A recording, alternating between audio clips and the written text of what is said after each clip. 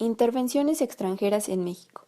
Al lograr la independencia, los gobernantes de México intentaban obtener el reconocimiento internacional por parte de las principales potencias del momento: Inglaterra, Francia y los Estados Unidos.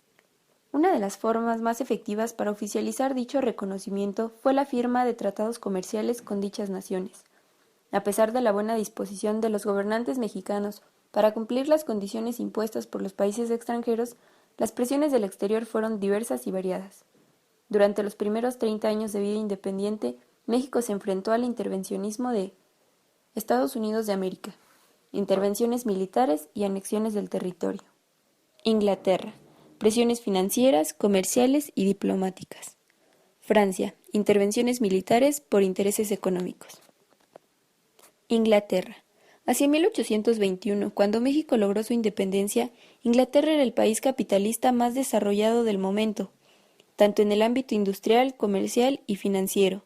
Tenía ricas colonias en Asia y África, era la principal productora de manufacturas y disponía de capitales para realizar inversiones en el exterior, tanto directas como en forma de préstamo.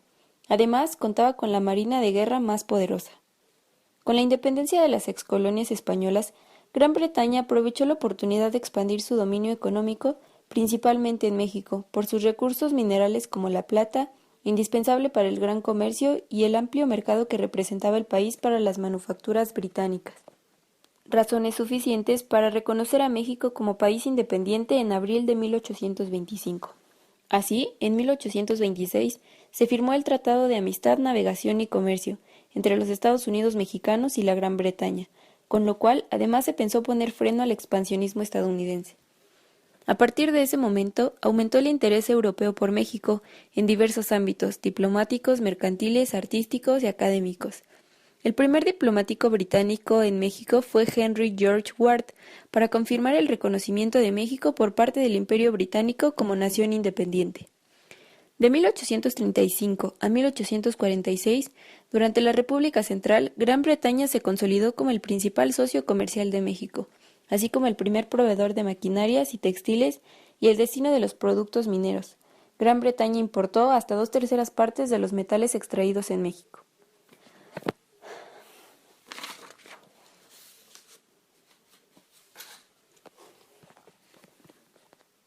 La posición geográfica de México también fue aprovechada como puente entre el Atlántico y el Pacífico, entre Europa y Asia y los países andinos. Gran Bretaña también intervino en varias ocasiones como mediador en conflictos entre México, Francia y Estados Unidos. La inversión directa inglesa en México se hizo en la explotación de recursos naturales, especialmente los metales preciosos, donde alcanzó la cantidad de 10 millones de pesos, provenientes de 7 compañías inglesas, cifra alta para esta época. Estas inversiones recibieron todo el apoyo de altos funcionarios del gobierno mexicano, como fue el caso de la empresa inglesa United Mexican, con una inversión de 4 millones de pesos que contó con el apoyo de Lucas Alamán, quien fuera presidente del Consejo Administrativo de la empresa y secretario de Asuntos Exteriores en los gobiernos de Guadalupe Victoria y Anastasio Bustamante, al mismo tiempo. Situación que reflectó la asociación de altos funcionarios del gobierno con las intervenciones extranjeras. La inversión directa se dio mediante préstamos otorgados por compañías inglesas al gobierno de México, en condiciones muy desventajosas para nuestro país, necesitado de recursos. Los préstamos otorgados inflaron sustancialmente la deuda externa, sirviendo como mecanismos de presión en contra del gobierno mexicano. Guadalupe Victoria, primer presidente electo de México, fue el único en terminar su periodo presidencial de 4 años, debido a la estabilidad económica producto de los préstamos otorgados por compañías inglesas. Francia, a pesar de los intentos realizados por el gobierno mexicano, el reconocimiento de Francia se dio solamente hasta 1830 por el rey Luis Felipe de Orleans, a cambio de formalizar las relaciones comerciales entre ambos países. Primera intervención francesa en México o Guerra de los Pasteles. Antecedentes. Debido a la necesidad de reconocimiento que tenía México, firmó tratados de libre comercio, primero con Inglaterra, después con los Estados Unidos y posteriormente con otras naciones europeas. El gobierno francés se negó a firmar un tratado debido a que los Borbones eran parientes cercanos del rey de España, Fernando VII de Borbón, quien siempre se negó a reconocer la independencia de sus antiguas colonias de América. En 1830, la llamada Revolución de Julio destronó en Francia a los Borbones y colocó en el trono a Luis Felipe de Orleans, quien concedió su reconocimiento a México. Sin embargo, para entonces los mexicanos ya se habían percatado de las grandes desventajas que implicaba el libre comercio con los países industrializados y poseedores de grandes flotas mercantes. México, al no tener industria ni flota mercante, no podía competir en el mercado internacional.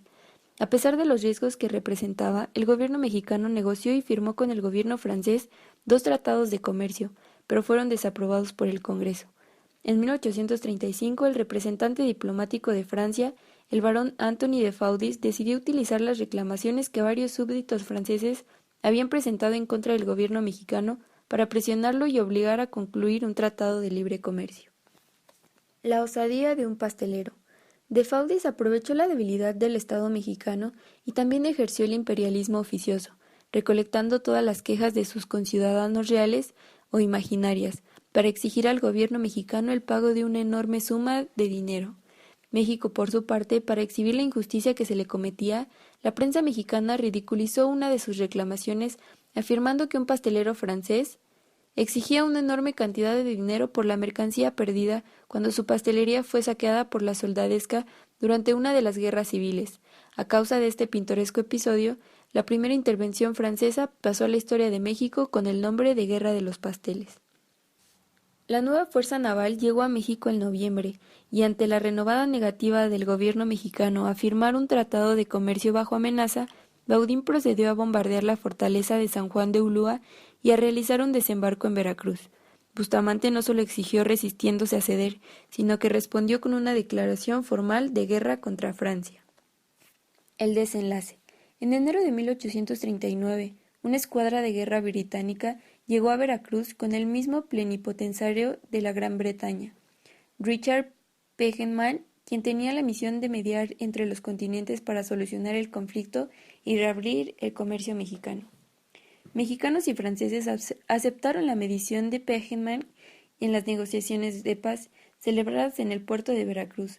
Los franceses aceptaron estas condiciones y el 9 de marzo de 1839 se firmó en Veracruz el Tratado de Paz. Estados Unidos. En noviembre de 1835, los colonos tejanos desconocieron al gobierno mexicano y el 2 de marzo de 1836 declararon su independencia. Al conocer la resolución de los colonos tejanos, el presidente Santa Anna organizó un ejército de 6,000 hombres y emprendió la marcha a más de 1,500 kilómetros con rumbo a Texas.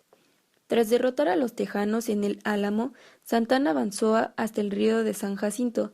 Al llegar a la otra margen del río, Santa Anna dispuso que sus tropas acamparan con la idea de emprender el ataque al día siguiente.